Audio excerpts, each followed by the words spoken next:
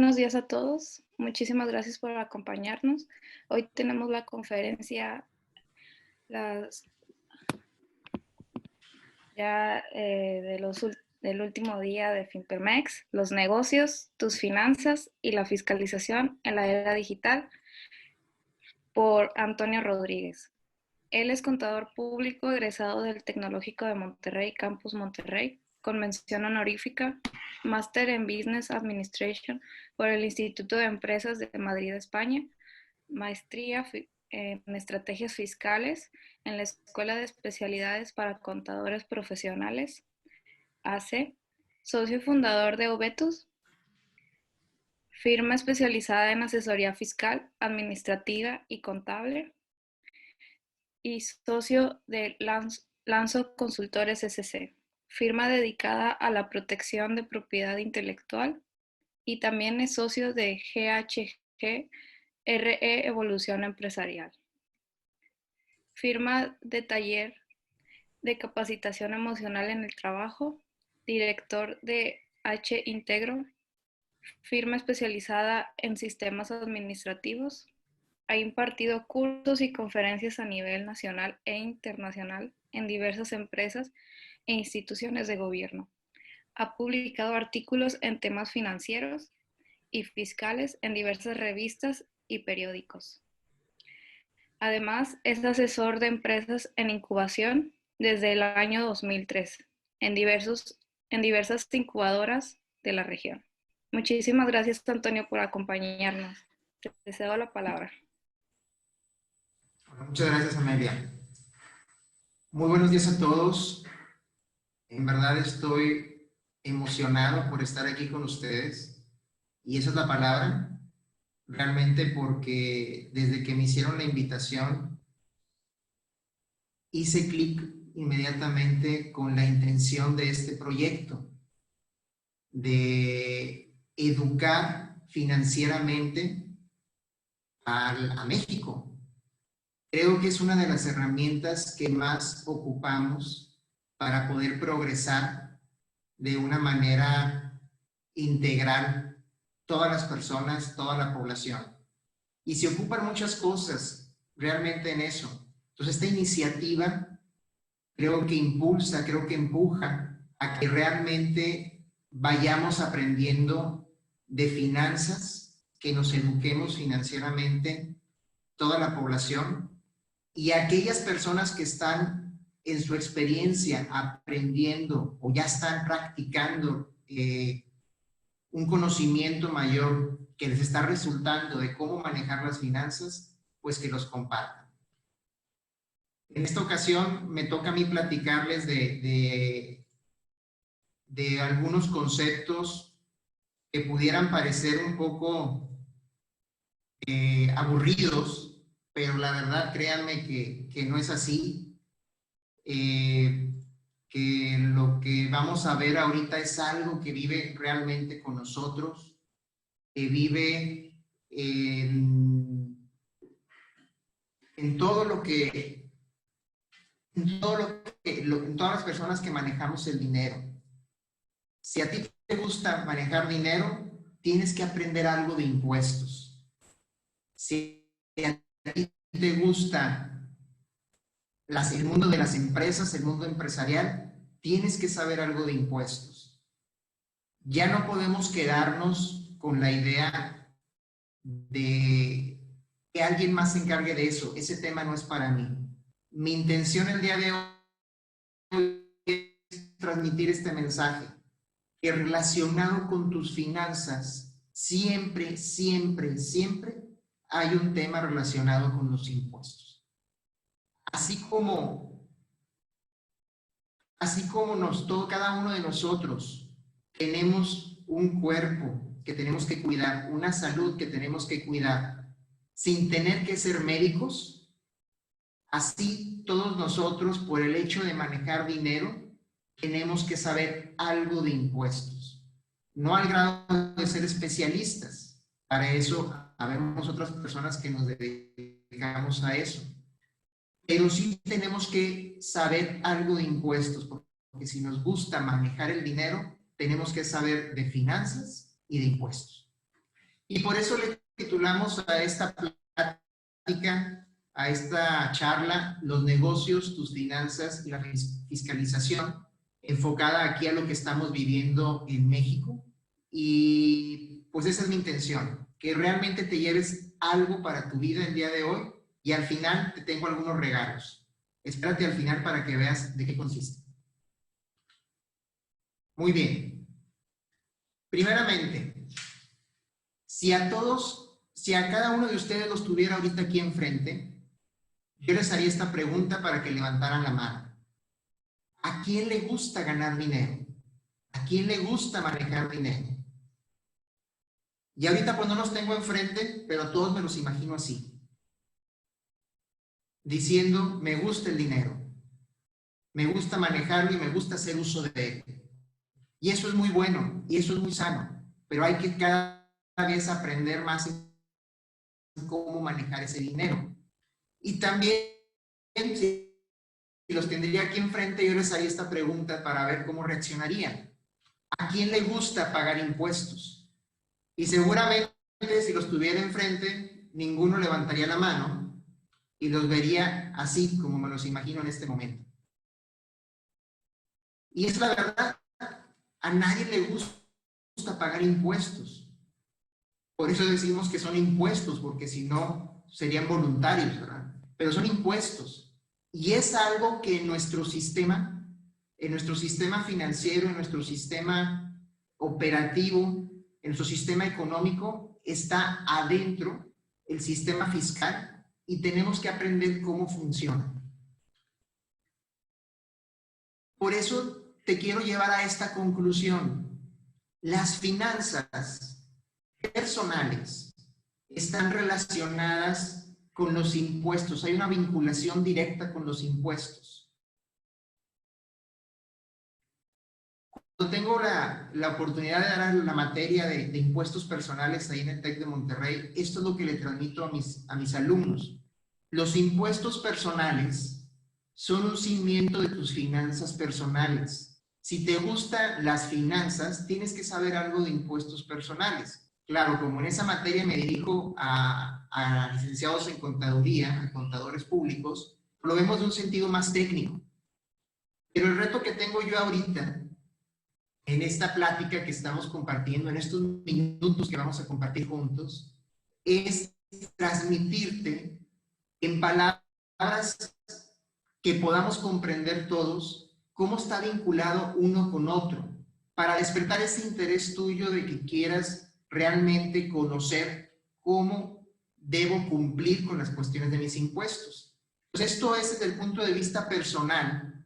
En finanzas personales e impuestos personales hay una vinculación directa uno con otro, pero también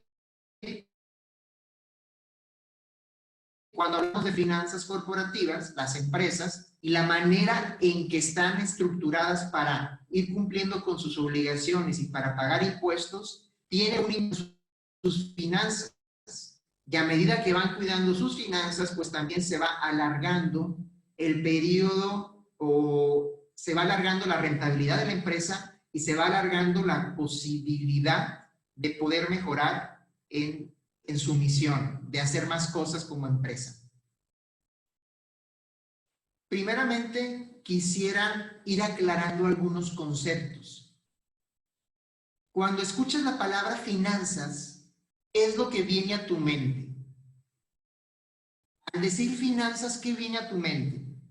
Y ahorita pasa todos los conceptos que están viniendo a tu mente. De seguro son algunos de estos. Hablo de billetes, hablo de monedas. Vienen a mi mente transferencias, estados de cuenta, estados financieros, ganancias, pérdidas, propiedades, compras, consumos, o sea, el consumo viendo como qué puedo hacer con el dinero, patrimonio, testamento, etc. Hay tantos y tantos temas cuando hablamos de finanzas. Y cuando hablamos de impuestos, ¿qué es lo que viene a tu mente? Si desmembramos esa palabra de impuestos en lo que tú has escuchado, en lo que has aprendido, ¿qué es lo que viene a tu mente? Y a lo mejor coincides con algunos de estos términos. SAT, gobierno, declaraciones, facturas, estados de cuenta, contadores, obligaciones, complejidades, porque son términos que no entiendo, porque son términos bien complicados, porque no me gustan. ISR probablemente, que es el impuesto sobre la renta, IVA, que es el impuesto al valor agregado, IEPS, que es un impuesto especial a ciertos productos y servicios, entre otras cosas, ¿no? Entonces es importante que vayamos aclarando estos conceptos y veamos que uno tiene relación con otro. Por lo tanto, si a mí me está gustando manejar el dinero y me estoy preparando para manejar dinero, para crear patrimonio, para administrar el dinero, es importante que también tenga en mente que debo prepararme o estar soportado en mi cumplimiento fiscal. Es lo relacionado con los impuestos. Ahora, a lo mejor lo que estoy platicando no te está gustando mucho y dices, bueno, ¿y qué pasa si no quiero pagar impuestos? ¿Es opcional realmente pagar impuestos? Una de las cosas que me gusta tratar con mis alumnos cuando tenemos las clases es el término de mitos fiscales. Mitos fiscales significa para nosotros todos aquellos chismes que se van haciendo en torno al mundo fiscal, en torno al pago de impuestos. Como realmente todos estamos vinculados en el pago de impuestos, podemos escuchar en prensa, podemos escuchar un video, consultar un blog, escuchar a mi compadre que me dice algo, de dar una opinión sobre cierto tema, sobre cierta noticia, y empezar a escuchar también, no, pues yo no declaro impuestos, decir a alguien que comenta eso. Y se excusan y te soportan, según ellos, su dicho. Pero la verdad es que tenemos que tener bien fundamentadas nuestras opiniones antes de dar una opinión en temas fiscales. Porque si no, entonces empieza a ser un chisme fiscal o un mito fiscal. Y con el entorno que estamos viviendo de tantas redes digitales y tanto vaivén de información, se puede distorsionar la información y crear hábitos financieros y hábitos fiscales que no son sanos y que pueden poner en riesgo el patrimonio de las personas y también la continuidad de las empresas. Entonces, contestando a esta pregunta que tenemos aquí en pantalla, ¿es opcional pagar impuestos? Mira, tenemos ahí en la pantalla un mapa de México. ¿Por qué lo pongo? Porque tenemos que reflexionar que nuestro país está constituido en base a una estructura de leyes, donde la ley principal que nos rige es la Constitución Política de los Estados Unidos Mexicanos. Y ahí habla de todos los derechos y obligaciones que tenemos en nuestro país desde un sentido más general. Hay un artículo en particular que es el 31, y en su fracción 4 trata de explicar esto que estoy aquí parafraseando. Indica que es una obligación de contribuir con el gasto público, que todo ciudadano de México tiene la obligación de contribuir con el gasto público. Entonces, al ser esta la ley suprema que constituye a nuestro país, podemos entender que no es opcional el pago de impuestos. Es una obligación contribuir con el gasto público. ¿Cómo? A través del pago de impuestos. Pero ¿cómo voy a pagar los impuestos? ¿Cómo se pagan esos impuestos? O sea, yo voy a una ventanilla y los pago y es voluntario el monto que voy a dar. No, para eso hay unas leyes fiscales que van estableciendo las reglas de cómo debes de pagar los impuestos. Y esas leyes lo que tratan de normar son nuestras actividades diarias, lo que hacemos para vivir y lo que hacemos para ganar dinero. Entonces, si nos vamos al día a día, podemos ir aterrizando estos conceptos, diciendo o pensando en, a ver, entonces, ¿qué es lo que hago yo para ganar dinero? A ver si entonces tengo que pagar algún impuesto. Si tú dijeras, bueno, yo me dedico a tener un trabajo, pues entonces tu fuente de ingresos es un salario.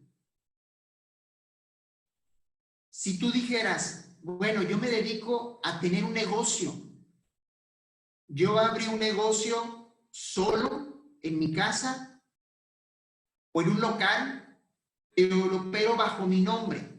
Entonces decimos que tienes una actividad empresarial que opera como persona física a tu nombre. Tú puedes decir, no, yo tengo un negocio, yo constituí una empresa con algunos amigos, con algunos socios, con mi familia, y lo que tenemos es una persona moral realizando una actividad empresarial. ¿Qué es una persona moral? Pues es toda sociedad. Por ejemplo, la sociedad anónima, la sociedad de responsabilidad limitada, las sociedades civiles, por mencionar las más comunes. Entonces, a través de ellas, yo hago mi función para ganar un dinero. Tú pudieras decir, oye, yo rento inmuebles.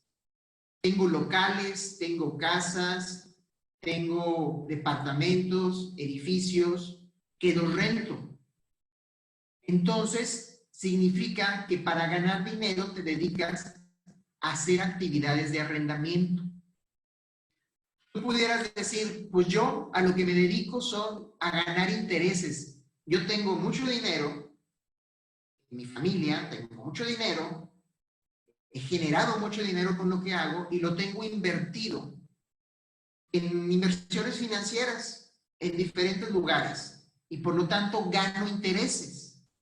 Entonces tu actividad es de un inversionista financiero que tiene ingresos por intereses. O también a lo mejor pudieras decir, no, yo lo que tengo es muchas empresas, o tengo una empresa, que varias veces al año o una vez al año me paga dividendos. Ah, bueno, pues entonces si a ti te paga dividendos una empresa que tienes, se dice que tú eres un accionista.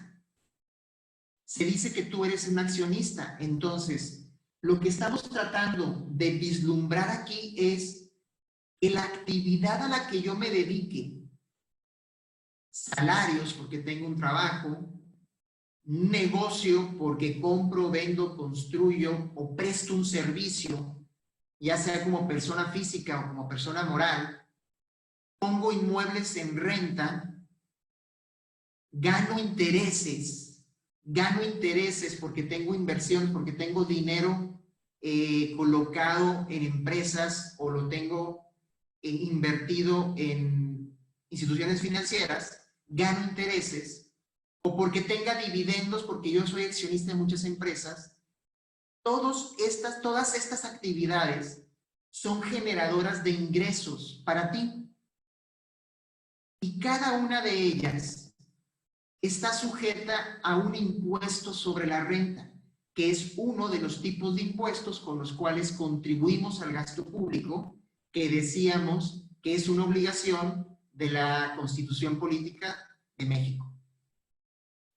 Este impuesto sobre la renta, todos los que hacemos algo para ganar dinero, si lo empezamos a pulir más, estas 5 generalidades que tengo en la pantalla, si empiezas a pulir más, porque vendí una casa, porque vendí un auto, las que sean, toda actividad que te genera un ingreso está estipulada en una ley, que es la ley del impuesto sobre la renta, la manera en que tienes que determinar ese impuesto que tienes que pagar al gobierno para contribuir con el gasto público.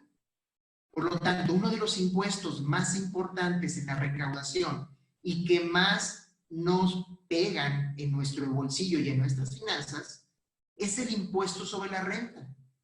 Es un impuesto que está dirigido precisamente a eso, a lo que estoy tratando de comunicar. A lo que hagas para ganar dinero, a los ingresos, a las ganancias o a los rendimientos. Entonces, es el primer impuesto que tenemos activo si yo estoy haciendo algo para ganar dinero. De aquí pongo un ejemplo súper simple para que entiendas cómo funciona el impuesto sobre la renta. Tú tienes un ingreso, por ejemplo, de 20,000 pesos haciendo alguna actividad. Tienes la posibilidad, en la mayoría de los casos, de aplicar algunas deducciones. ¿Qué son las deducciones? Son gastos que tienes que realizar para poder generar un ingreso. Por ejemplo, si yo me dedico a prestar mis servicios profesionales, pues yo tengo que pagar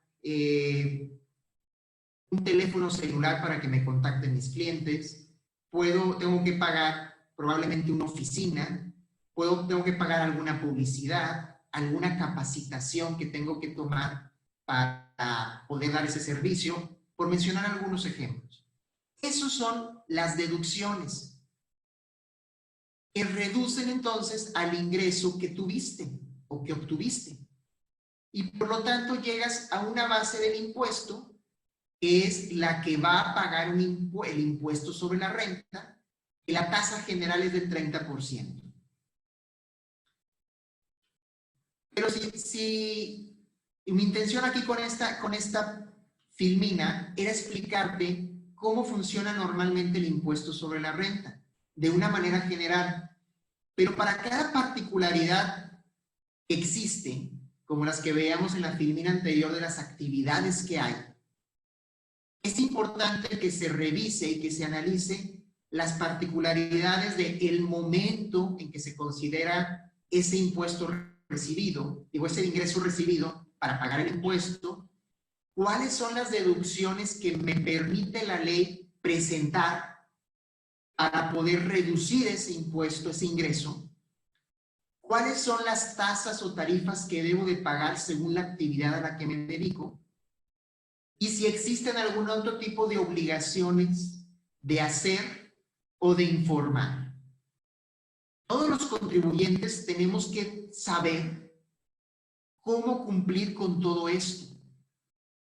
Y para eso existe una ley, que es la ley del impuesto sobre la renta.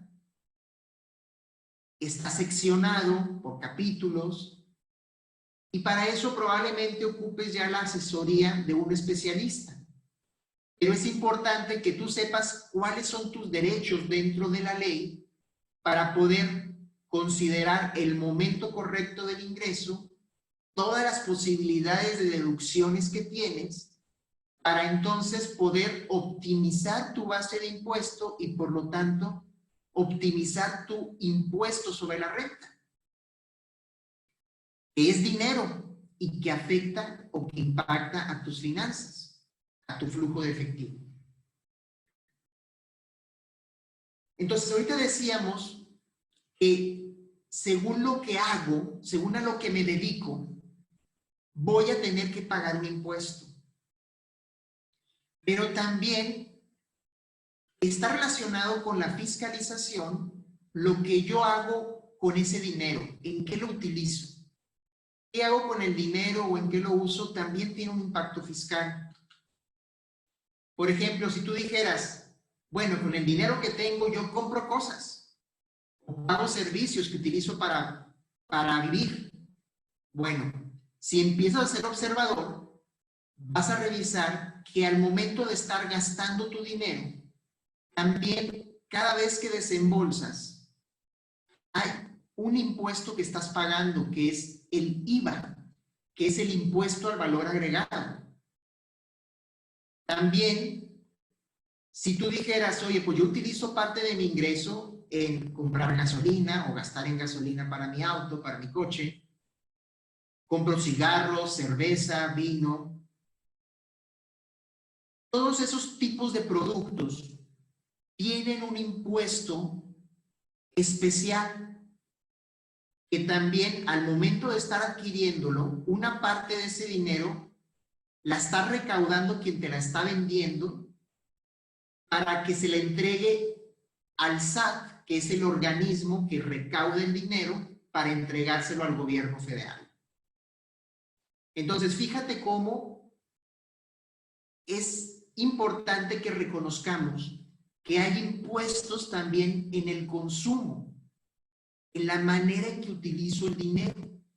Entonces, hay un impuesto, que es el impuesto sobre la renta, está vinculado con la generación de ingresos que yo tengo, con las actividades que yo hago para obtener un ingreso.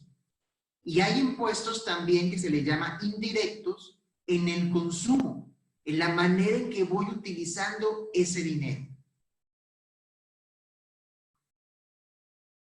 Con esta explicación que he realizado, lo que quiero cerrar en la idea es que tengamos la conciencia de comprender que los impuestos están vinculados con las finanzas. No se requiere nada más centrarnos en ver cómo mejorar nuestras finanzas. Es un punto de partida importantísimo, pero también tenemos que saber cómo vamos a cumplir con la parte de los impuestos o con las obligaciones fiscales que tenemos relacionadas con la manera en que estamos generando esos ingresos y la manera en que estamos moviendo nuestro dinero y nuestro patrimonio, tanto en lo personal como en lo corporativo. Porque en las empresas es igual, las empresas, al generar sus ventas y sus ingresos, están generando un ingreso para poder pagar el impuesto, pero también tienen la oportunidad de estar realizando gastos, deducciones, para optimizar ese pago de impuestos. Entonces, tanto a las personas como a las empresas tienen que ver la manera en que van a estar cumpliendo con sus obligaciones fiscales, que sea de una manera óptima.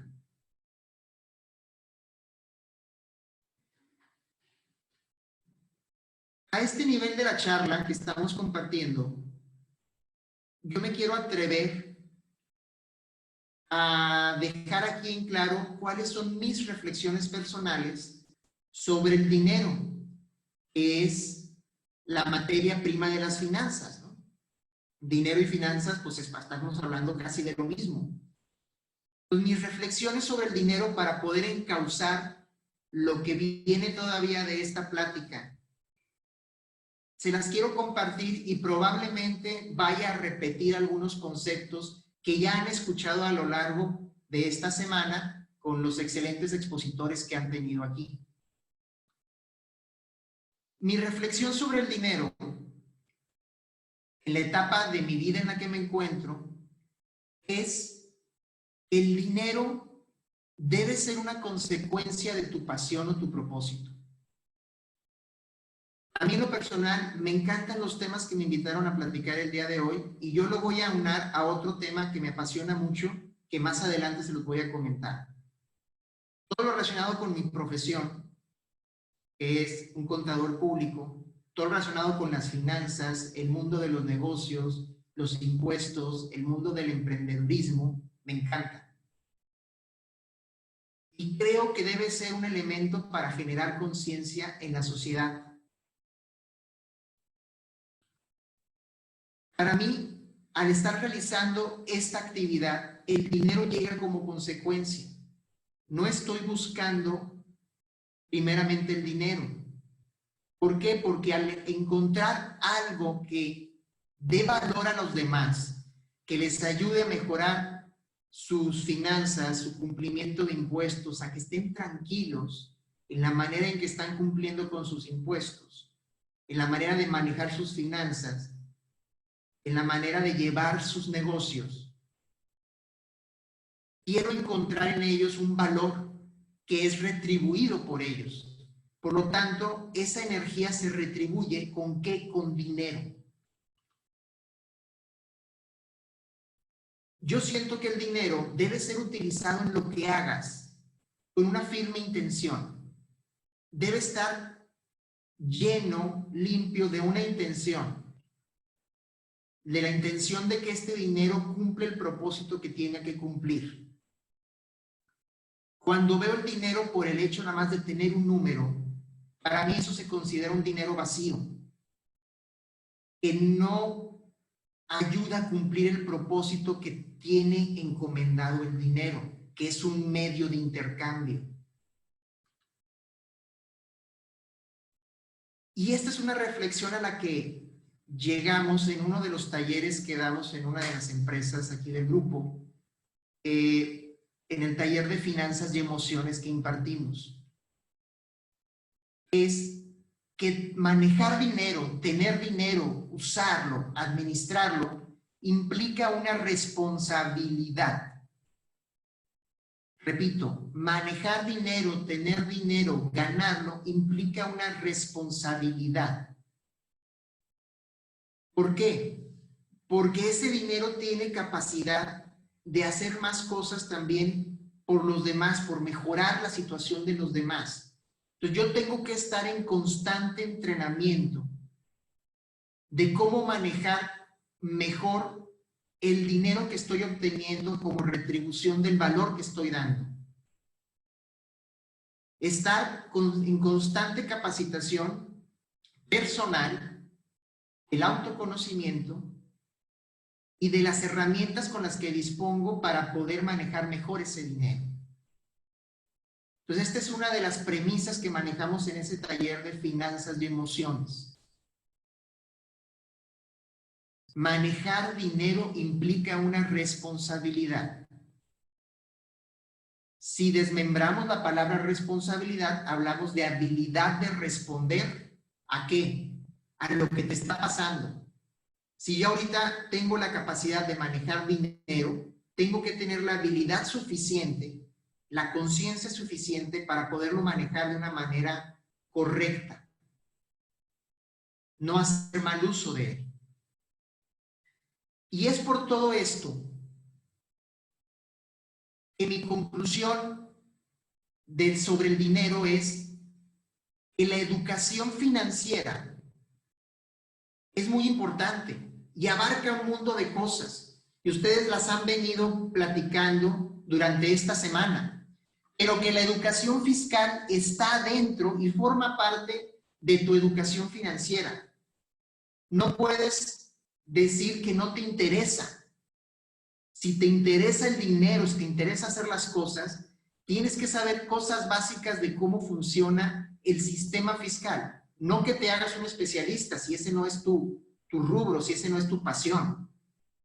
Pero sí que sepas cómo operar dentro de un marco permitido para que esta abundancia financiera que estás teniendo, que vas a tener y que estás en busca de tener, la sepas manejar y no la pongas en riesgo. Y que a la vez estés cumpliendo con ese precepto que vimos hace rato, que está establecido en la Constitución Política de Estados Unidos Mexicanos, es contribuir con el gasto público. Probablemente ahorita te hagas esta pregunta, híjole, es puro choro lo que estás diciendo, Tony. ¿Por qué me debo ocupar de aprender de temas fiscales? Si en mi familia nunca nadie se había preocupado por eso. Es más, mi familia es acaudalada, ¿no? Tiene mucho patrimonio, tiene muchas empresas, tiene muchos terrenos, tiene muchos inmuebles, tiene mucho dinero y nunca se había preocupado por eso. ¿Por qué me estás diciendo que ahora sí me tengo que preocupar o me tengo que ocupar de aprender algo de temas fiscales cuando en mi familia nunca lo he visto? Esta es la respuesta. Porque tú estás viviendo en la era del CFDI, que significa comprobante fiscal digital por internet. A ti y a mí nos está tocando vivir esta era, esta época. ¿Y qué es el CFDI? Que es el punto que hace que tengamos que ponerle atención al conocimiento fiscal dentro de nuestra educación financiera. Te platico a grandes rasgos qué es el CFDI. A lo mejor ya lo has escuchado. El CFDI es un archivo XML, en estructura XML, que está perfectamente delimitado los campos que va a tener, que se llena a través de catálogos definidos por el SAT, que están firmados con una firma electrónica digital, encriptados, y que cada vez que sucede una operación, va en línea a informar al SAT, que es la autoridad federal en materia de recaudación de impuestos, va a informar en línea al SAT lo que acaba de pasar en una operación, en una venta o en una compra. Y que todas las personas, empresas y negocios, al estar obligados a pagar impuestos, un requisito que está en las leyes es que debe existir por cada transacción este archivo CFDI, es un archivo XML, como les comentaba, deben de tenerlo para poder deducir y comprobar gastos. Si recuerdan la formulita que les mostré, lo importante que son los gastos para reducir la base o la utilidad con la cual vas a pagar impuestos. Por lo tanto, a medida que vayas aprendiendo cómo manejar mejor tus gastos y cómo comprobarlos con los CFDI correctos, tus impuestos se van a ir optimizando y por lo tanto el dinero destinado al pagar el impuesto va a ser menor o va a ser justo y el dinero que vas a tener disponible para hacer todos tus proyectos va a ser más. Estos CFDI se generan cada vez que sucede esto en la vida diaria. Cuando una empresa o una persona obtiene un ingreso, se debe generar un CFDI. Si tú trabajas para una empresa, cada vez que te pagan una nómina, se genera un CFDI que es tu recibo de nómina. Si tú vendes a empresas algún servicio o algún producto, tienes que hacer un CFDI para decir que tuve un ingreso. Porque a la vez la persona que te lo está comprando lo quiere deducir, como te lo pongo aquí en el punto número 3, en el bullet número 3. Lo quiere deducir y por lo tanto te lo exige. Se hace un CFDI también cada vez que se realiza un cobro, porque en aquellas operaciones que son a crédito, porque no todo es a contado, se emite la factura primero, el CFDI de factura, y cuando se recibe el cobro en el tiempo, en un mes, en una semana, en 2 meses, en 3 meses, se avisa, se tiene que timbrar, se habla de esta palabra timbrar, cuando se va el CFDI en línea al SAT, se tiene que timbrar para informar que ya fue cobrada esa operación.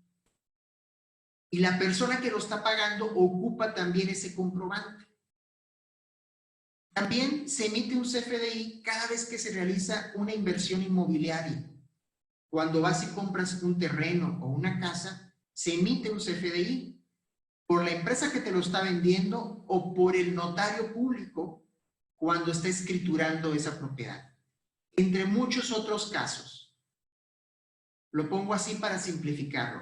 Entonces, si te das cuenta, en cada momento de nuestra vida, cuando ganamos ingresos, cuando hacemos pagos o cuando recibimos cobros, cuando hacemos compras, o cuando invierto mi dinero en una propiedad inmueble,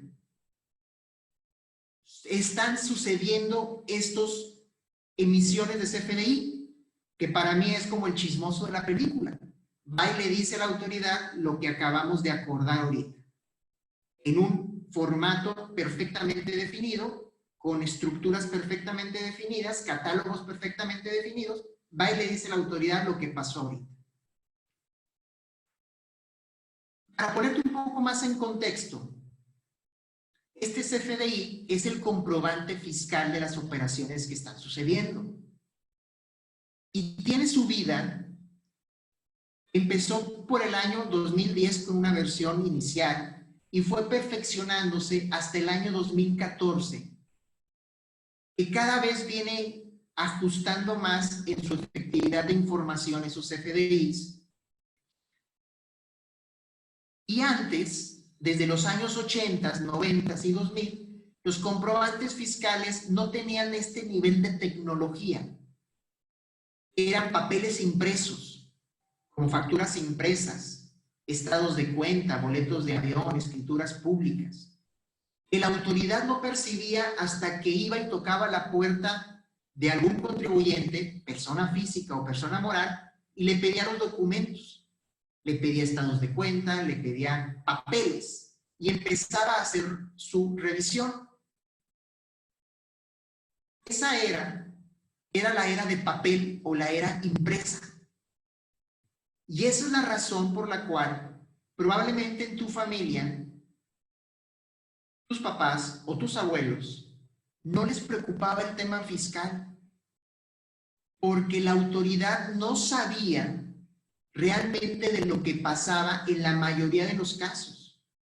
Las posibilidades de una revisión eran sumamente mínimas, porque tenía que venir la autoridad a tocar la puerta y a pedirte la información para hacer una auditoría y ver si estabas cumpliendo con tus impuestos o debías impuestos. Entonces las posibilidades eran mínimas y el tema en la era impresa era hacer negocios. Hacer negocios nada más. Por eso la historia de a ver cuánto pago de impuestos, con que pagara algo de impuestos, con que cumpliera algo era suficiente. Pero eso se vivía en la época de papel, en la era de papel, en la era impresa. Pero tú y yo somos actores de la era digital, de la era del CFDI, donde los movimientos bancarios, los movimientos de negocio están siendo timbrados por este elemento, el CFDI, que es el chismoso de la película, y le va y le dice al SAT de manera inmediata y en línea qué está pasando ahí. Oye, pues me dirás, pues la cantidad de transacciones que hay en un día, en un mes, en un año, son muchísimas. ¿Cómo va a saber el SAT que eso es mío? Bueno, ¿cómo sabe el SAT que las operaciones están siendo tuyas? Para saber si estás cumpliendo correctamente con tus obligaciones fiscales, por este elemento que va en el CFDI, el Registro Federal de Contribuyentes o el RFC. Este es la clave, es el número que cada persona y cada empresa tiene de manera indistinta y única. No hay duplicidad en RFC, en Registro Federal de Contribuyentes, y lo obtenemos cada vez que vamos, la primera vez que vamos a darnos de alta al SAT, a indicarle a qué me voy a dedicar. Ahí ellos nos entregan el RFC. Oye, pero si nunca voy al SAT, es probable que nunca esté dado de alta en el RFC. Te invito a que revises tus estados de cuenta. Si nunca has ido al SAT, te invito a que revises tus estados de cuenta, los tuyos, los propios, y te vas a dar cuenta que ahí viene ya tu RFC. El sistema financiero tiene la obligación de que cada cuenta bancaria que se abra, tiene que tener identificado el RFC del titular. Pues por ese medio tú ya tienes un RFC. Cuando tú te vayas a dedicar a otras actividades, sí tendrás que ir al SAT a ampliar esas actividades. Pero tú ya tienes un RFC. Entonces esa es la manera como el SAT va sabiendo de las operaciones que vas haciendo con tus finanzas, con tu patrimonio o en tus negocios. Bueno, ¿y qué pasa? A ver, ¿qué pasa? Dirás, ok, pues el SAT tiene mi RFC, entre muchos otros. Va la información de un XML perfectamente estandarizado en un campo indicando mi RFC de las operaciones, donde habla de lo que compré o de lo que vendí, a qué monto, cómo lo obtuve el dinero, si fue en efectivo, si fue en transferencia, qué fue lo que compré, qué fue lo que vendí, a quién se lo compré. ¿Qué pasa con todo eso? Bueno, la autoridad lo quiere porque sabe que muchas personas físicas en México no declaran sus impuestos, no declaran sus ingresos, perdón, y no pagan impuestos. Y al estar estableciendo este mecanismo, a lo que está llegando es a este concepto que se llama discrepancia fiscal. Y eso está enfocado a las personas físicas, a ti y a mí, a todos los ciudadanos. Discrepancia fiscal es un concepto que está establecido en la Ley del Impuesto sobre la Renta, que lo que quiere decir es que una persona física gasta más de lo que dice que gana. ¿Sí? Repito, una persona física gasta más de lo que dice que gana. Y a través de esta herramienta del CFDI, pues la autoridad empieza a formar sus conclusiones y saber cada persona cuánto está ganando y cuánto está gastando. Es gasto desde el punto de vista fiscal para este término. Atención, porque mucha gente en sus familias no sabe esto. Todo lo que le llegue de evidencia a la autoridad de que estás gastando o de que adquieres bienes o de depósitos que haces en tus cuentas bancarias o en inversiones financieras o en tarjetas de crédito depósitos que hagas en cuentas bancarias, inversiones financieras o tarjetas de crédito que tengan tu RFC. Con toda la información que está recabando el SAT, pues ellos empiezan a hacer su película y a ver a cada contribuyente de una manera diferente. Y empieza a ver si hay personas que gastan más de lo que dicen que ganan, para entonces someterlos a un procedimiento de revisión de discrepancia fiscal. Cuando el SAT detecta esto y ve que vale la pena, notifica a la persona física a través de un buzón tributario, un buzón fiscal, que es un buzón virtual que tenemos, que nos da el SAT a todos los contribuyentes, y que por medio de ese buzón nos empieza a notificar las discrepancias que va encontrando en nuestro comportamiento financiero relacionado con los impuestos. Cuando te llega una notificación de esas, que también puede ser presencial, o sea, pueden también tocar a tu puerta y entregártelo en tu domicilio fiscal. ¿Cuál domicilio fiscal? Pues si no has dado ninguno el SAT, el que tienes en tu estado de cuenta. Tienes 15 días para aclarar lo que te está preguntando el SAT. 15 días hábiles, ¿sí? ¿Es poco tiempo o es mucho tiempo? Pues depende de lo que has realizado, ¿verdad? Porque a medida que vamos creciendo, también las operaciones que vamos controlando, que vamos administrando son mayores. Entonces es muy importante saber cómo manejar ese control. Pero lo complicado de esto es que esta facultad que tiene la autoridad de ir a tocar la puerta o enviarte esta revisión de manera electrónica, lo puede hacer de 5 años hacia atrás. Hoy hacia 5 años hacia atrás. Si ellos encuentran alguna discrepancia de 5 años hacia atrás, te pueden preguntar. Y ahí es lo complicado de que si no tenemos un sistema o un hábito de cómo estar cumpliendo con mis obligaciones fiscales, tener identificados mis ingresos y mis gastos, pues se va a complicar la aclaración. A ver, sigo sin entender. ¿Me pudieras decir esto? Toño, sigo sin entender cómo el SAT puede saber de mis finanzas, de lo que hago con mi dinero, o lo que mi familia hace con mi dinero. ¿O cómo puede saber el SAT del crecimiento de mi negocio? Si vendí o no vendí, si hice compras o no las hice, si le estoy declarando de manera correcta. Bueno, para contestar esta duda que probablemente puedes tener, te pido que pongas mucha atención a lo que te voy a mostrar en pantalla.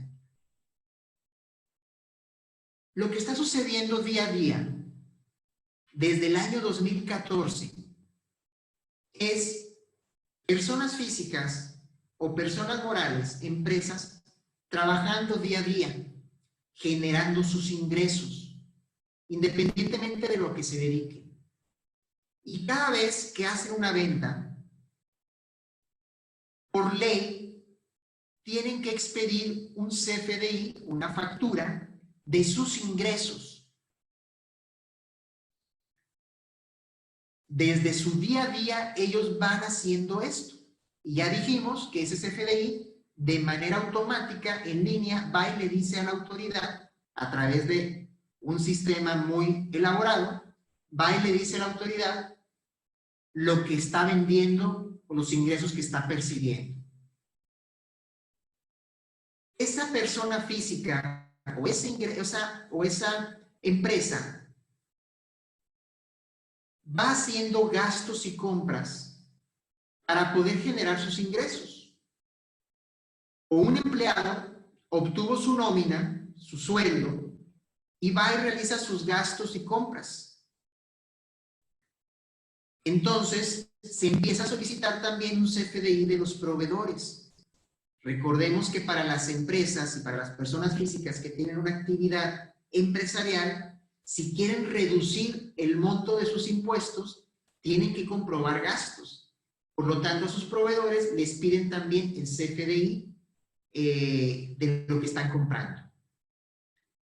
Las empresas y las personas físicas, debido al manejo de sus finanzas, van y hacen inversiones en bienes. Compran una casa, compran un terreno, compran un auto. Y esos proveedores de estos bienes expiden también un CFDI indicando que esta persona la compró, a qué precio, cómo se los pagó, la descripción de lo que están comprando, la fecha en que está sucediendo esto. Y además, hay otros mecanismos que fortalecen toda esta fiscalización por parte del SAT. Uno de estos mecanismos se llama ley antilavado. Coloquialmente se llama ley antilavado porque hay un nombre oficial muy largo. La ley antilavado, que consiste en que empresas que se dedican a ciertos giros, a ciertas actividades, como son las de construcciones, las inmuebles, los casinos, las agencias de viaje, las joyerías, entre muchas otras, cada vez que realizan una venta a partir de ciertos montos, tienen que identificar a su cliente, saber quién es, a qué se dedica, que tengamos una copia de la identificación, entre otras cosas. Y si pasa de ciertos niveles las compras que hacemos con ellos, o las ventas que realizan, tienen que informar al SAT. Tienen que informar al SAT quién es ese cliente. ¿Quién fue ese cliente? ¿Cómo le pagó? ¿Cuándo le pagó? ¿Qué está comprando? Entonces, de alguna manera, la autoridad le está pidiendo a contribuyentes de ciertas actividades que le informen adicionalmente cuando realicen una venta que cumple ciertos parámetros, como son los inmuebles, entre muchas otras cosas. ¿Qué más va sucediendo? Pues probablemente esta persona física o esta empresa decide tener su dinero en el extranjero, en otros países, y abre cuentas bancarias allá, pensando que probablemente México no se va a enterar, la autoridad mexicana no se va a enterar.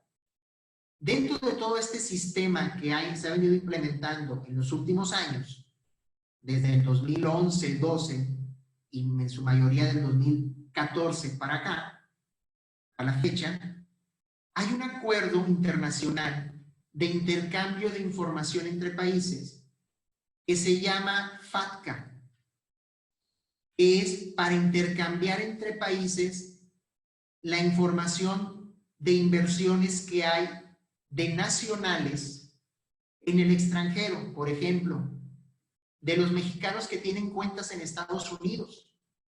Estados Unidos informa una vez al año todo lo que hay de mexicanos allá, a aquí al SAT. Y el SAT, a su vez, informa todo lo que hay de cuentas bancarias de extranjeros de Estados Unidos, aquí en México, y se lo entrega a Estados Unidos, de manera automática. Entonces, este flujo de información está sucediendo a nivel mundial. Y probablemente tú no lo sabías, la empresa tuya no la sabía, o en tu familia no lo sabía. También lo que está sucediendo en la vida diaria es que una persona física va manejando sus finanzas, su dinero en cuentas de ahorro, en inversiones o manejando sus tarjetas de crédito. La autoridad va conociendo lo que va sucediendo en esas cuentas porque está establecido en una ley que cuando se hacen depósitos en efectivo que suman más de 15,000 pesos en un mes en una cuenta bancaria, la institución financiera tiene que informar a la autoridad de quién es esa cuenta bancaria y qué montos recibió de depósitos. Y adicionalmente, las instituciones financieras, los bancos, pues van cobrando sus comisiones del manejo de las cuentas. Y cada vez que van cobrando comisiones, para ellos es un ingreso, para los bancos es un ingreso. Y como es un ingreso, pues se expiden, emiten un CFDI, donde informan cuál es el usuario, cuál es el receptor, cuál es el cliente que está manejando ese dinero. Entonces, si se fijan, esto da una información a la autoridad para saber que ese contribuyente, que esa persona física o que esa empresa está manejando dinero en los bancos. Y adicional a todo esto, mi empresa o mi negocio va llevando una contabilidad y va cumpliendo con sus obligaciones fiscales y declara mes a mes o cada año, con todas sus obligaciones que tenga, pues toda esta información que tenemos aquí alrededor, pues digerida en una contabilidad y plasmada en una declaración de impuestos. Sin embargo, no queda todo esto ahí, porque como decíamos, el CFDI le va entregando información en línea a la autoridad de lo que está sucediendo día a día con lo que haces con tu dinero, con la manera en que vas ganando tus ingresos, con lo que vas gastando, y silenciosamente ella empieza a interpretar esos CFDIs. Recuerden que esa interpretación, como va en archivos XML perfectamente estructurados y con catálogos, con códigos, en un sistema lo pueden reinterpretar de una manera que decidan, por lo tanto, ir a hacer una revisión. Revisan y determinan. A este concepto se le llama auditoría electrónica. Auditoría electrónica es cuando te notifican en ese buzón tributario que todos los contribuyentes tenemos, las discrepancias que está encontrando y te pide que se lo aclares. En esa revisión electrónica, tú empiezas a aclararle en un proceso legal. Y si se aclaró, qué bueno. Y si no, pues empieza entonces el cobro de impuestos, de multas, de recargos o el proceso legal para cobrarte si no quieres pagar. Entonces, fíjense cómo está todo un sistema implementado para saber de los movimientos financieros en el país, en las empresas, en las personas físicas, a través de ese chismoso de la película, que es el CFDI, que es el actor principal. Pero ya veíamos que también hay otros elementos jugando en este gran juego, como la ley antilavado, como los acuerdos internacionales, entre otras cosas. A esto es a lo que le llamamos ese Big Brother fiscal. ¿Existe un Big Brother fiscal? Sí. En esta era digital, estas son las reglas del juego. Y hay que saber cómo funciona para poder ser un buen jugador en tus finanzas. Otro tema que te quiero comentar es que hablamos ahorita de 3 impuestos de manera muy general, los mencionamos, el ISR, el IVA y el IEPS, pero no son todos los impuestos. Dentro del tema de impuestos hay jurisdicciones. o niveles. De los que hablamos ahorita son impuestos federales, pero también hay impuestos estatales que están relacionados con tu uso del dinero. Por ejemplo, si tienes un vehículo, tienes que pagar en algunos estados una tenencia vehicular, un refrendo vehicular, o si vas a comprar un inmueble, tienes que pagar un impuesto sobre adquisición de inmuebles, entre otros impuestos, ¿verdad? Y hay impuestos también de jurisdicción municipal. Por ejemplo, el predial. Por tener tú un inmueble, cada año vas pagando un impuesto a tu municipio, que se supone que ese dinero está destinado pues, para tener una buena infraestructura que está alrededor de ese predio, entre otros impuestos. Mi intención ahorita no es hablar tanto de cómo se determinan los impuestos. Mi intención era hacerte ver que en el manejo de tus finanzas hay una fiscalización y que es importante que tomemos conciencia de esto, que levantemos las antenas y que nos procuremos asesorar o meter a investigar cómo funciona todo esto. Para esto, yo te quiero hacer un regalo ahorita, varios regalos. Mi intención es que tu educación fiscal se aumente. Y como te decía en esa gráfica que te mostré, que tu educación fiscal forme parte de tu educación financiera. La educación fiscal está dentro de tu educación financiera. Si tú entras a la página www.obetus.com, te vas a encontrar unos libros electrónicos, unos ebooks. Aquí tienes un código QR en el que puedes utilizarlo en este momento y te vas a encontrar libros electrónicos simples para entender cómo funcionan los impuestos. Lo que yo he considerado que un contribuyente persona moral debe saber y lo que un contribuyente persona física debe saber. La intención es que no te hagas especialista, es que sepas qué aspectos cuidar cuando vas a pagar impuestos, cuando manejas dinero y vas a pagar impuestos, qué obligaciones fiscales tienes. Te aseguro que no te vas a arrepentir de leerlo. Es un libro electrónico corto, letra grande, con monitos, palabras simples, para que le puedas entender. Porque es muy importante que esta educación financiera y esta educación fiscal realmente la asentemos y nos preparemos para poder manejarla de una manera más responsable. También quiero que te des cuenta que ahí en la página de Obetus tenemos un canal en YouTube, que se llama Obetus y que tenemos programas que se llaman Negocios sin Corbata. Desde el año 2015 hemos hecho unas temporadas de videos donde tratamos de explicar de una manera simple el lenguaje de negocios para los contribuyentes, el lenguaje de negocios no nada más de temas fiscales, y te invito a que los veas. Ahí te vas a encontrar temas de, por ejemplo, cómo se calculan los impuestos, cómo se maneja el IVA, que el IVA es un impuesto engañoso porque creemos que es de nosotros cuando lo recibimos, pero no lo es. Hay un video que se llama El IVA, la tentación de lo ajeno, que se los recomiendo mucho para entender cómo funciona el IVA en nuestras finanzas y que es uno de los males más complicados en las empresas porque pensamos que el dinero que recibimos todo es nuestro y no es así. Te invito a que los veas, a que tengas tiempo de verlos. Son videos sencillos, cortos, con cápsulas para aprender algo que realmente te deje valor.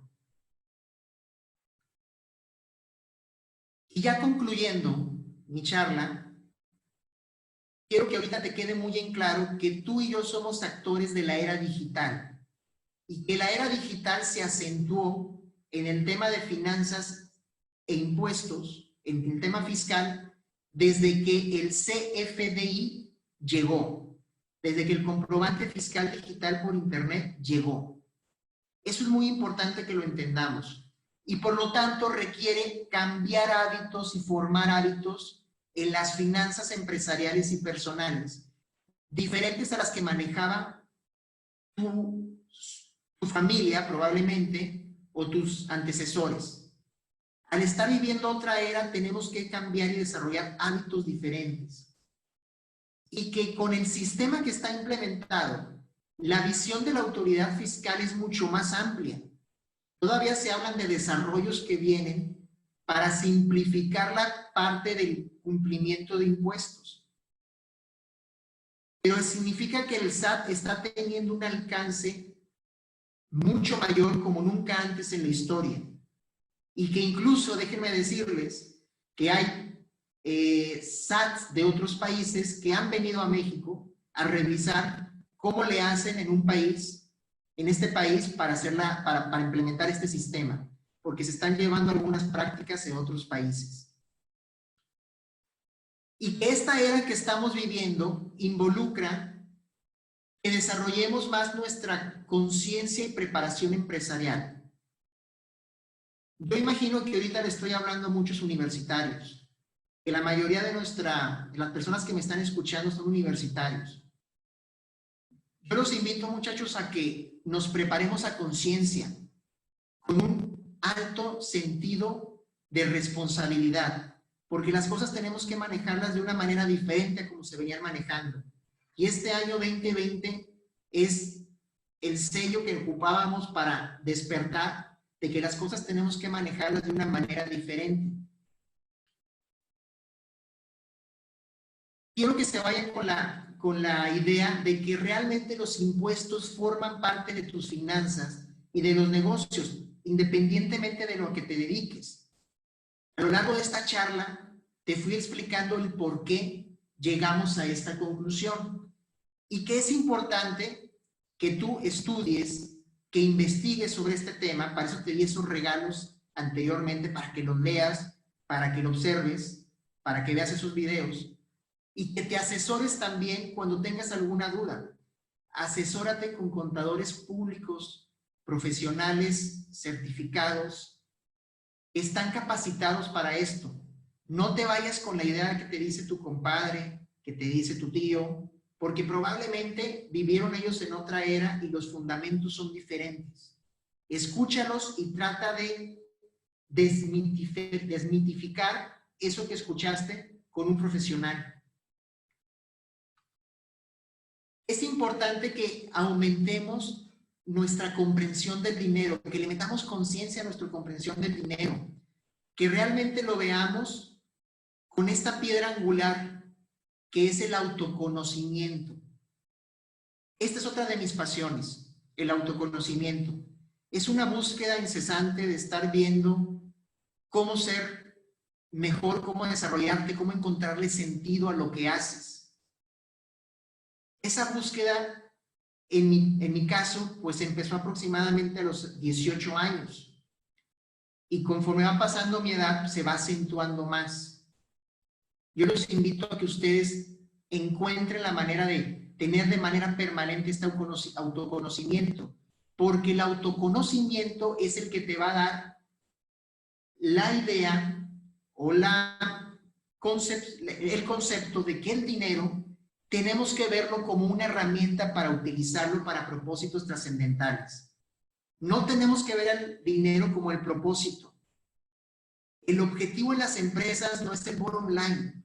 El objetivo en las empresas es crear una empresa, un organismo que aporte valor a alguien más y que además te deje una ganancia para que siga incrementando ese aporte de valor a la sociedad.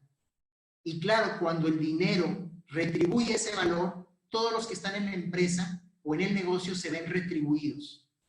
Ese es el propósito de los negocios. El dinero no es la meta, el dinero es el medio que te ayuda a lograr propósitos trascendentales.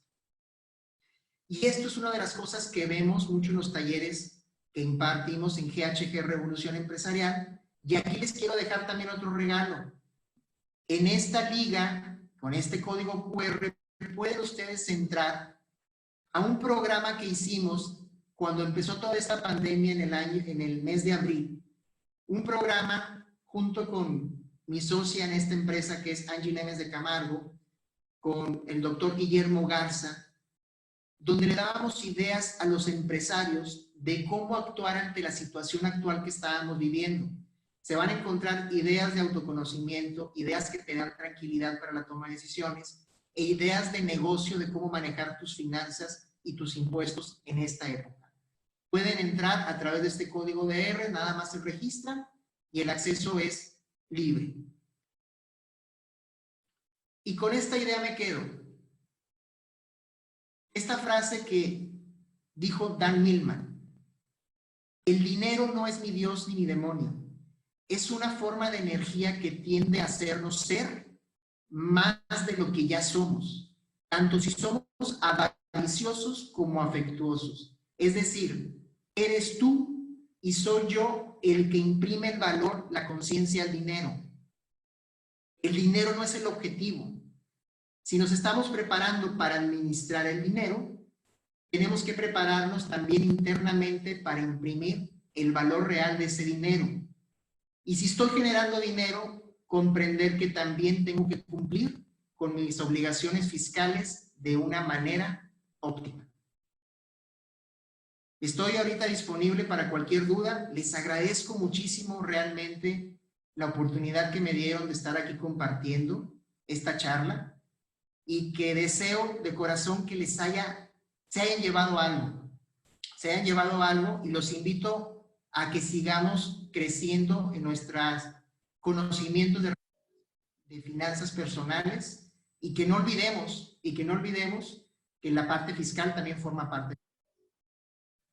Gracias, Víctor. Gracias, Amelia. Estoy atento.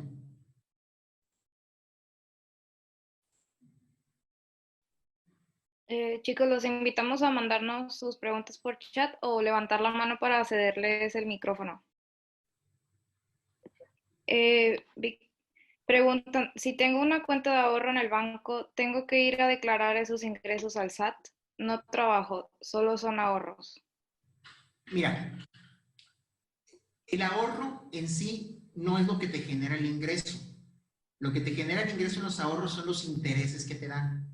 Eso es el ingreso. Cuando estamos en una institución financiera ahorrando, la institución financiera ya te está reteniendo un ISR. Si te fijas en tus estados de cuenta, ya te están reteniendo una cantidad. Mi sugerencia, con esa retención de impuesto ya estás pagando tu impuesto, pero no es la manera óptima de pagar el impuesto. Cuando revisen ese libro electrónico que les puse ahí, lo que un contribuyente persona física debe saber, se darán cuenta de por qué. Porque los intereses van a pagar un impuesto anual, no mensual como te van haciendo la retención. Y la retención que están haciendo los bancos ahorita, por disposición de ley, es mucho mayor al impuesto real que debe de haber. Entonces tú puedes no declararlos y esa retención que te están haciendo es suficiente, pero estás perdiendo poder adquisitivo en tu dinero. Si hicieras una declaración anual por esos intereses que estás ganando, considerando ya como pagado el impuesto con la retención que te están haciendo, te darás cuenta que vas a tener un ISR a favor que te lo pueden devolver. Este tipo de cosas que estamos platicando son de los temas que afectan a tus finanzas y cómo nos damos cuenta que los impuestos están vinculados con las finanzas. Carla pregunta, ¿es cierto que... Estaba silenciada, perdón. Carla pregunta, ¿es cierto que los depósitos mayores a 5,000 pesos causarán impuestos? Mira, eso fue uno de los mitos fiscales, de los chismes fiscales que se hicieron desde el año pasado. Les voy a platicar un poquito de historia. Desde el año 2008 al 2013 hubo un impuesto que se llamaba IDE, Impuesto a los Depósitos en Efectivo. Lo que buscaba ese impuesto, repito, del año 2008 al 2013, era que los depósitos que tuvieran más, que las cuentas bancarias que tuvieran depósitos más de 15,000 pesos en efectivo, el banco retuviera una cantidad y se la entregara al SAT. El dueño de esa cuenta se supone que debía hacer su declaración, declarar el ingreso y entonces cobrarle al SAT lo que ya le habían retenido. Y los que no lo hacían, entonces el SAT se enteraba que eran ingresos que no estaban declarando. Ese impuesto se eliminó en el año 2014, pero el sistema de información se quedó implementado. Y ahorita lo que está vigente es cuando en una cuenta en un mes hay más de 15,000 pesos de depósitos en efectivo, el banco le informa al SAT de esas operaciones. No son 5,000 pesos, son 15,000 pesos. Los 5,000 pesos vienen a confusión porque este año 2020 inició un régimen que se llama de plataformas tecnológicas y había una tabla cuando se entendía que mucha gente que trabajaba a través de plataformas tecnológicas como Uber, Airbnb, etcétera, no estaban pagando sus impuestos por los ingresos que generaban por ahí. Entonces se malentendió que ahora al recibir 5,000 pesos iban a pagar impuestos todos. Y no, lo que estaba establecido en la ley era una tabla de montos que indicaban límites inferiores y límites superiores de porcentajes de retención que iban a generarse en las plataformas tecnológicas para pagar como a cuenta de sus impuestos, de sus ingresos, perdón, a cuenta de los ingresos. Y uno de los valores que estaban en esas tablas eran 5,000 pesos. Entonces, fíjense cómo se hizo el chisme, ¿no? Porque empezaron a decir, es que si tienes más de 5,000 pesos o tienes 5,000 pesos, vas a pagar un impuesto, te van a quitar un impuesto. No, no es eso. Está relacionado con un régimen y está enfocado a ciertas actividades. Lo de los depósitos en efectivo es de 15,000 pesos más de un mes. Digo, durante un mes, más de 15,000 pesos en efectivo. ¿Qué tal, Antonio? Yo tengo una pregunta. Por ejemplo, yo en mis estados de cuenta, yo ahí tengo visible mi RFC. Entonces, pues yo la verdad no sé en qué régimen estoy o si ya me dieron de alta o me tengo que volver a dar de alta en el SAT. Y, por ejemplo, ¿cómo tendría que declarar yo si yo, por ejemplo, mis principales ingresos son porque invierto en el mercado de capitales o de valores? Entonces, no sé si me podrías tú ayudar con eso, por favor. Bien, mira, tú ya verificaste que tienes tu RFC en la cuenta. Entonces, lo que les estaba diciendo es cierto, ¿no? En tu estado de cuenta ya tiene identificado el SAT de los movimientos que van a operar a través de él. Si tú tienes ingresos por rendimientos, por intereses, en instituciones financieras mexicanas, están generando ya una retención. Eso significa que tú estás en el régimen de intereses, que tienes ingresos por intereses. Tú pudieras optar por ya no hacer ninguna declaración y dejarlo ahí. Pero repito lo que contestaba a la compañera hace rato. Si tú empiezas a hacer tus declaraciones anuales de esos ingresos por intereses que estás teniendo, acreditando ese ISR, acreditando significa que cuando haces el cálculo del ISR que te corresponde, te tomen en cuenta ya lo que te retuvieron, vas a darte cuenta que vas a tener un saldo a favor. ¿Por qué? Porque en la cuestión de intereses o rendimientos, existe una deducción que es la inflación. Y las tasas de rendimiento que se están pagando ahorita son muy bajas y la inflación está muy pegada a esa tasa de rendimiento. Entonces, sobre la ganancia que existe entre el rendimiento nominal y el real, es muy poquito la diferencia que va a causar impuesto. Y la retención que te están realizando es mucho mayor que ese impuesto. Entonces, tú lo que pudieras hacer es sacar una cita en el SAT para tramitar tu contraseña o tu firma electrónica y que puedas revisar y validar que estás dado de alta en el régimen de intereses y entonces poder hacer tu declaración anual en el mes de abril y entonces tener ese saldo a favor para que te lo devuelvan. Ok, la cita la tengo que hacer en el portal del SAT, En el ¿cierto? portal del SAT, sí. Y hay que estar atentos porque ahorita están muy escasas las citas, ¿no?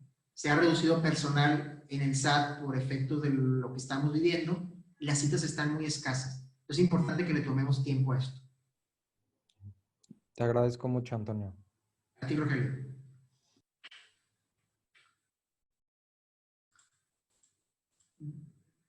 Bueno, también preguntan por aquí, Sandra dice, todas las cuentas que tenemos, ya sea la fiscal y personal, ¿tenemos que declarar esos ingresos o solo se toma la fiscal?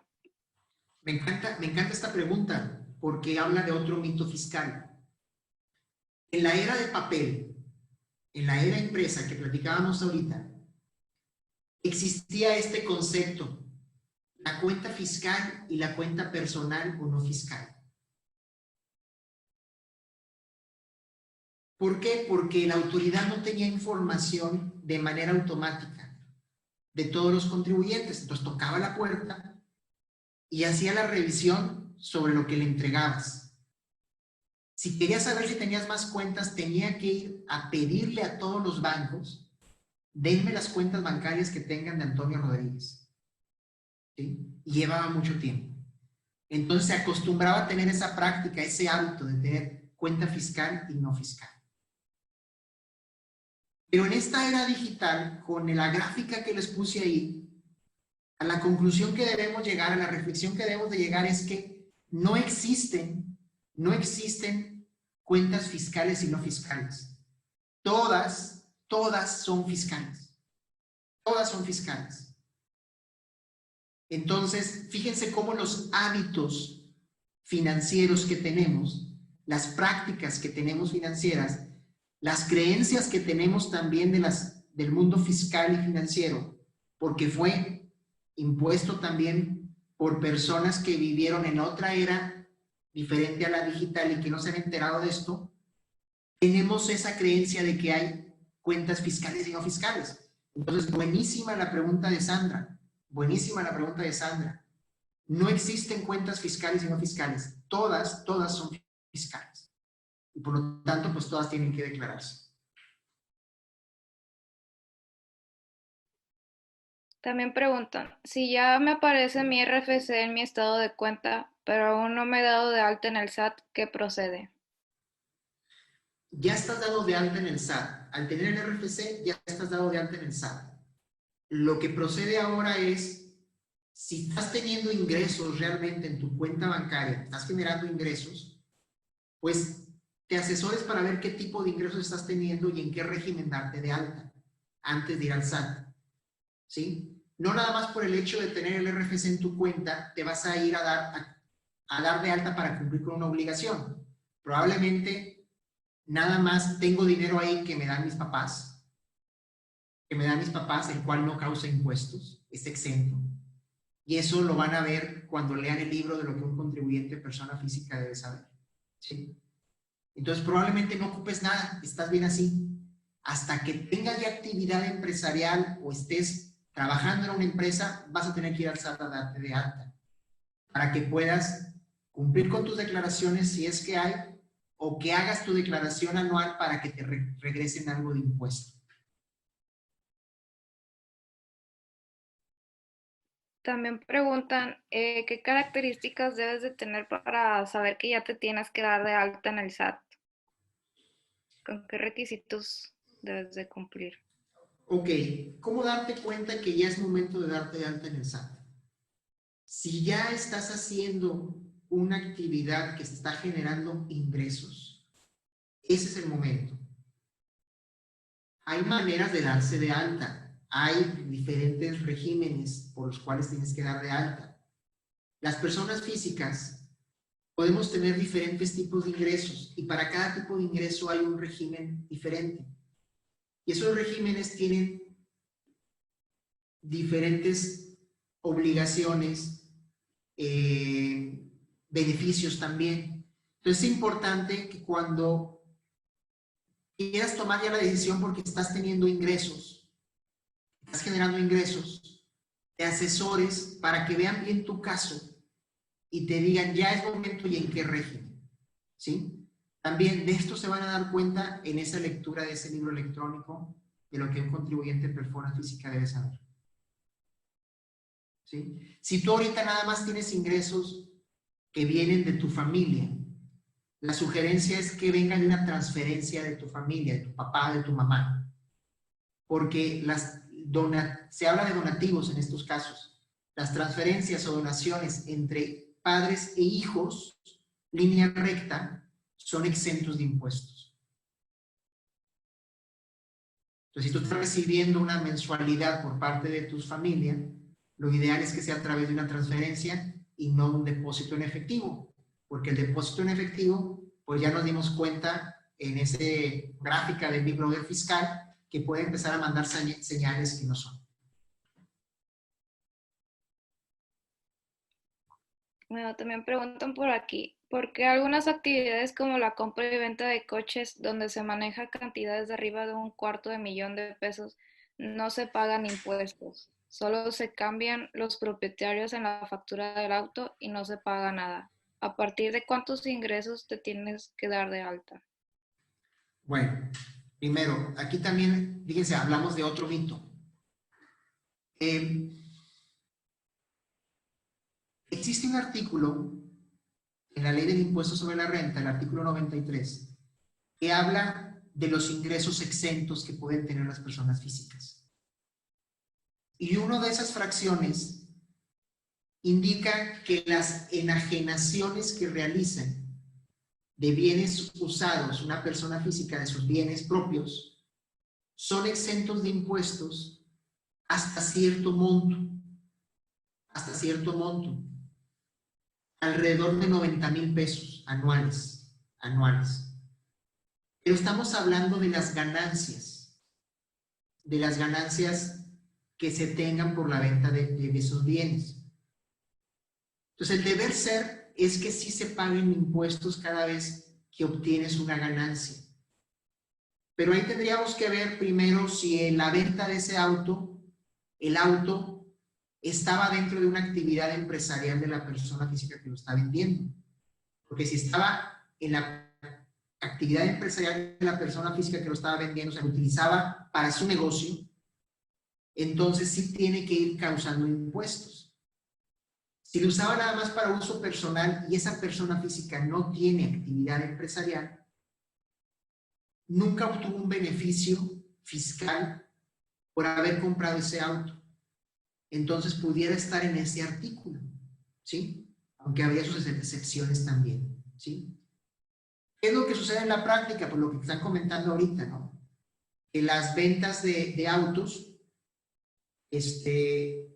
muchas no se declaran. Existe la obligación de declararse, ¿sí?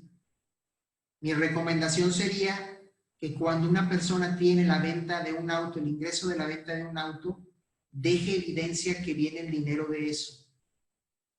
Que tenga un contrato de compraventa, si quien lo está vendiendo no se dedica a la actividad empresarial de venta de autos, claro, y que ese dinero y que ese auto no lo tenía en su negocio, que deje una evidencia, que tenga un contrato de compraventa, que identifique quién se lo está comprando, ¿sí?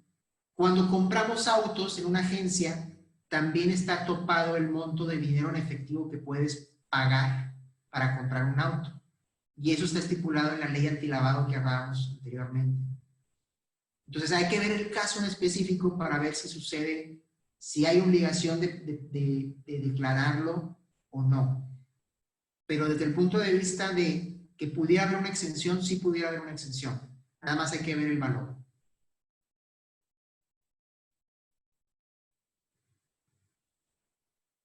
Bueno, Juan pregunta, ¿y cómo sería el caso de impuestos en la renta de un inmueble? Bien, cuando una persona renta un inmueble, cuando es el arrendador, es el dueño del inmueble que pone a disposición de otros ese bien, se da de alta en el régimen de arrendamiento. Y ese régimen de arrendamiento, cada vez que recibe un ingreso por la renta, debe expedir una factura, un CFDI, y puede deducir los gastos de mejora que tenga en el inmueble, pero como sabemos que esos inmuebles no siempre tienen gastos, existe una opción que se llama deducción opcional o deducción ciega, que es el 35% del ingreso. Sin que tengas ningún comprobante, si tú estás recibiendo una renta de 10,000 pesos, puedes deducir 3,500 pesos sin meter ningún comprobante.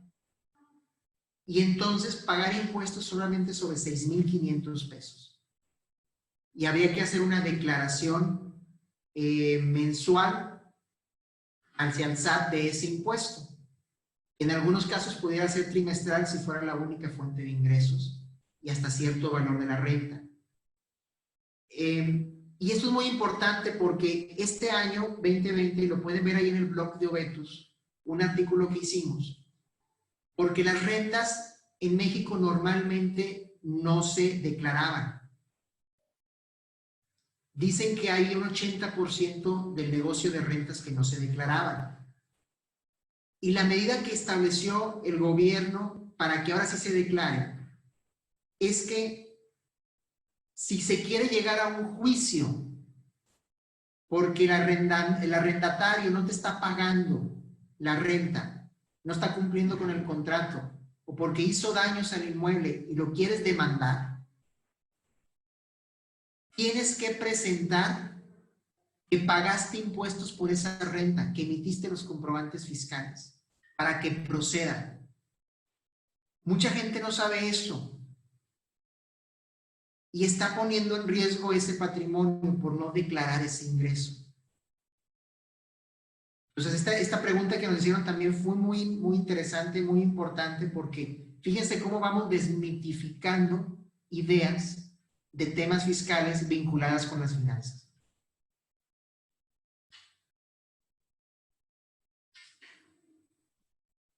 Bueno, preguntan por aquí, ¿qué pasa si rento, tengo un negocio y además percibo un sueldo de nómina? ¿En qué régimen debería de estar dado de alta? Muy padre la pregunta porque se van a encontrar en el canal de Obetus de YouTube un video de cuántos tipos de ingresos puedo tener como persona física. Y la verdad es que una persona física puede tener diferentes tipos de ingresos. Si estás trabajando en una empresa, estás dado de alta con el régimen de salarios y tienes ciertas obligaciones que normalmente la empresa cumple con ellas, la empresa para la que trabajas. Si tienes un negocio, pudieras estar en un régimen de actividad empresarial o en un régimen de incorporación fiscal, donde tienes obligaciones muy puntuales. Si aparte tienes rentas, tendrías que estar dado de alta en el régimen de arrendamiento y tiene sus obligaciones también. Si aparte tienes ingresos por intereses y por ahorros, está dado de alta también, o tendrías que estar dado de alta en el régimen de intereses y tiene sus obligaciones también. Entonces, fíjense, una persona física aparte puede ser accionista de una empresa y tener dividendos. Aparte puede, pues, tener a lo mejor una casa que vendió y tener un ingreso. A lo mejor sacó un premio en una rifa y también tiene un ingreso. Entonces, según el tipo de ingreso que tengas, hay un régimen y hay unas obligaciones. Puedes estar dado de alta en todas las que ocupes, nada más cumpliendo con las obligaciones debidas. Entonces, no hay una limitación en eso. Y para acabarla, hay un régimen o un capítulo que rige otros ingresos. Cualquiera de las cosas que no estén estipuladas en los primeros capítulos establecidos en la ley, hay un régimen de otros ingresos que es el resumidero. Si no encontraste arriba, te vas a este, ¿no?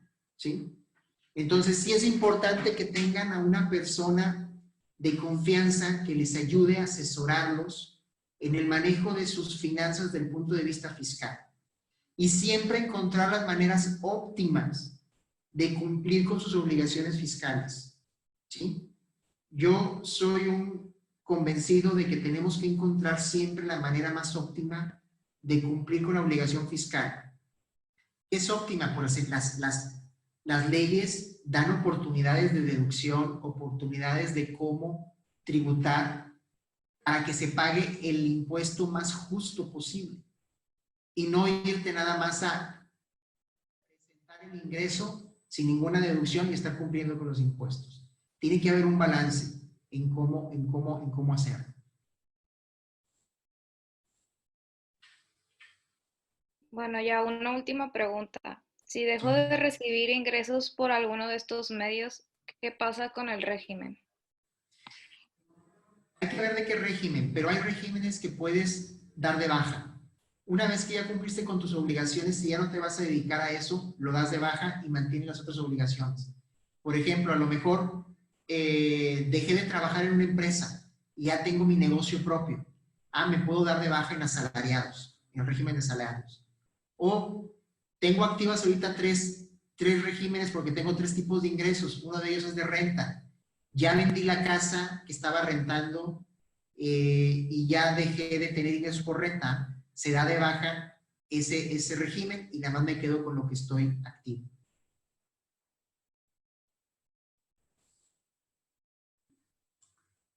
Ok, bueno, pues muchísimas gracias. Creo que esas son todas las preguntas. Gracias por por contestar contestar a todas las preguntas que nos compartieron y por acompañarnos en esta conferencia tan interesante y pues tan necesaria como comentas tú, por la vinculación que tiene con las finanzas personales. Bueno, dicen por aquí que sí. Bueno, ya creo que ya lo compartiste. Sí, el Sí, ¿no? QR, por favor. Sí lo están viendo, ¿verdad? Sí, Bien, bueno, pues perfecto. No, pues yo muchísimas agradezco. gracias, Antonio. No, yo les agradezco a ustedes la oportunidad. Mucho gusto estar con ustedes, compartir este momento y los invito a que sigamos trabajando en nuestro autoconocimiento y en el manejo del dinero. Y recordemos que la parte de los impuestos tiene que ver con nuestra creación de dinero también. Felicidades a todos y pues estamos en contacto. Gracias.